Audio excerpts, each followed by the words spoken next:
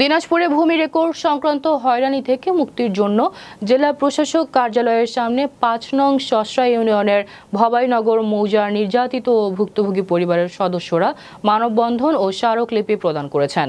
জেলা প্রশাসকের কার্যালয়ের সামনে ঘণ্টাব্যাপী মানববন্ধনে ভুক্তভোগী পরিবারের সদস্যদের মধ্যে মোহাম্মদ রেজাউল ইসলাম তার বক্তব্যে বলেন, দিনাজপুর জোনাল অফিস ও সেটেলমেন্ট অফিসের কিছু অসাধু কর্মকর্তা অর্থের বিনিময়ে প্রকৃত জমি মালিকদের নামে জমি রেকর্ড না করে ভূমিদস্যুদের নামে রেকর্ড করিয়েছেন। ভুক্তভোগী পরিবারগুলোর আকুল আবেদন, তাদের সমস্যার সমাধান না করে যেন রেকর্ড প্রিন্ট না করা হয়। জোনাল অফিসের কিছু কর্মকর্তা প্রকৃত মালিকদের হয়রানি অব্যাহত রেখেছেন।